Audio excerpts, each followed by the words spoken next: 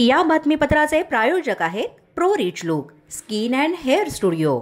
नमस्कार, पोलीस माझा न्यूजच्या बातमीपत्रात आपलं मनापासून स्वागत। पाहूयात काही विशेष घडामोडी।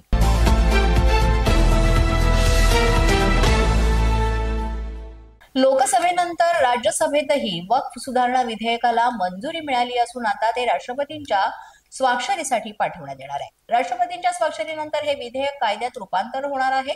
राज्यसभेत या विधेयकावर जोरदार चर्चा झाली। त्यानंतर सभापती जगदीप धनखड यांनी मध्यरात्री 2:32 राज्यसभेतही वक्फ सुधारणा विधेयक मंजूर झाल्याची घोषणा केली।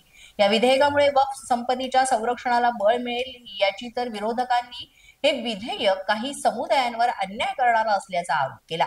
याच दरम्यान राज्यसभेचं कामकाज हे 4 एप्रिलला पहाटे 4 वाजेपर्यंत सुरू होतो। वक्फ सुधारणा विधेयक मंजूर झाल्यानंतर मणिपूरमधील राष्ट्रपती राजवटीवर राज्यसभेमध्ये चर्चा करण्यात आली। वक्फ सुधारणा विधेयकाच्या राज्यसभेतील चर्चेवेळेस विरोधकांनी प्रचंड गोंधळ माजवला। या विधेयकावर राज्यसभेत सुमारे 12 तास चर्चा झाली।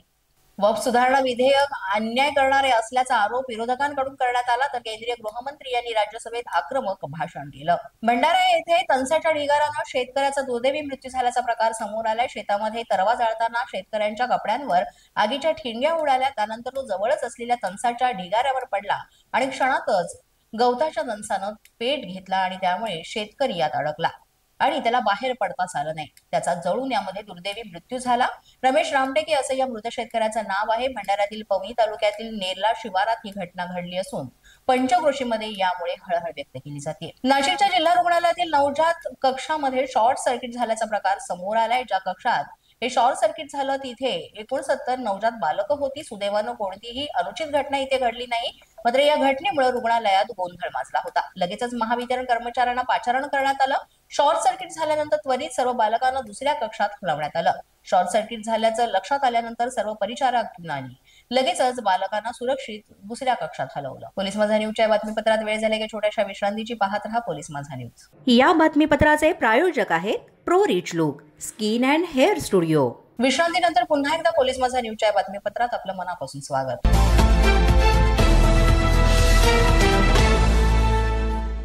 नाशिकमध्ये एका कार चालकानं वर्दळीच्या ठिकाणी उन्माद माजवत विरुद्ध दिशेनं गाडी चालवली, ज्यामुळे मोठा गोंधळ उडाला आणि हा प्रकार व्हिडिओमध्ये सुद्धा कैद झाला आणि सध्या हा व्हिडिओ व्हायरल होतोय। या कार चालकानं भरलेल्या रस्त्यावर विरुद्ध दिशेनं गाडी चालवून मोठा गोंधळ उडवला। नाशिकच्या द्वारका परिसरातली ही घटना आहे। हा प्रकार व्हिडिओमध्ये कैद झाला असून सोशल मीडियावर व्हायरल झालाय। यावेळेस काही गाड्यांना या कार चालकानं धडक दिली। इतर वाहन चालकांनी त्याला थांबवण्याचा प्रयत्न केला, तसंच पोलिसांनी जाब विचारायचा प्रयत्न केला असता तो तिथून पळून गेला।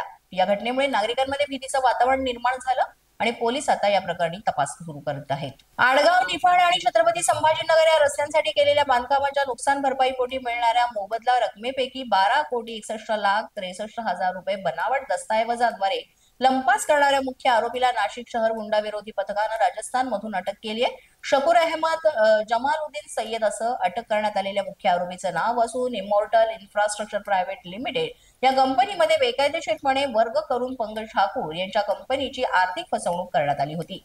या प्रकरणी सरकारवाडा पोलीस ठाण्यामध्ये 21 जानेवारी 2025 मध्ये फसवणुकीसह इतर गुन्हे दाखल करण्यात आले।